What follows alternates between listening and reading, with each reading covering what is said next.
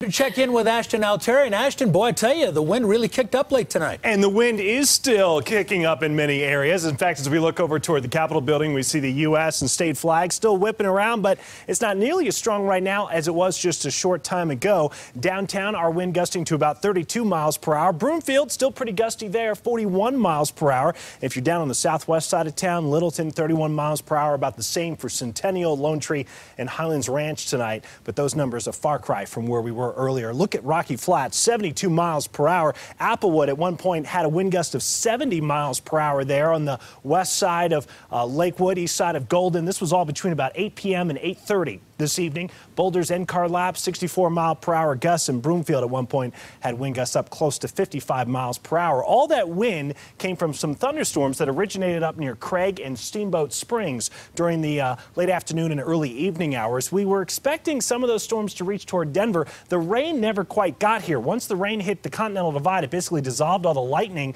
stopped as well for the most part of the Continental Divide, but the wind made it all the way here.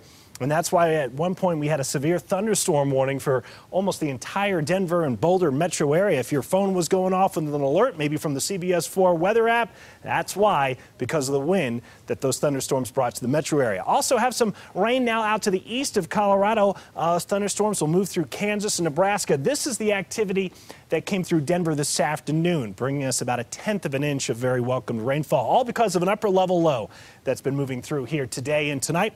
Behind that low, high pressure builds in, but the high never quite reaches over Colorado. It stays over Arizona. And with the clockwise flow around the area of high pressure, that means we're going to have a westerly flow in the upper levels of the atmosphere. When the wind's coming straight out of the west like this, we refer to it as a zonal flow. And so long as there's at least a little bit of moisture, which there will be this weekend, there will continue to be a small chance for a thunderstorm in the afternoon or evening. If that high was right over the state, we'd have basically a 0 chance for rain. But since it'll be over Arizona instead of our state, we're going to bring in a chance for some more thunderstorms tomorrow afternoon. But generally speaking, there'll be a lot less storm activity tomorrow and Sunday compared to what we experienced today. Here's 5 p.m. on the feature cast tomorrow. You can see a little green being painted in a few areas.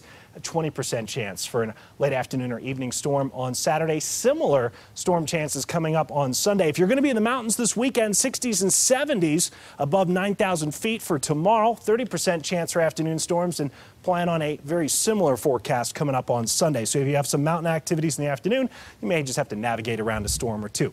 Better chances for storms coming our way on Monday. In fact, Monday looks a lot like today, both in terms of temperatures and storm chances.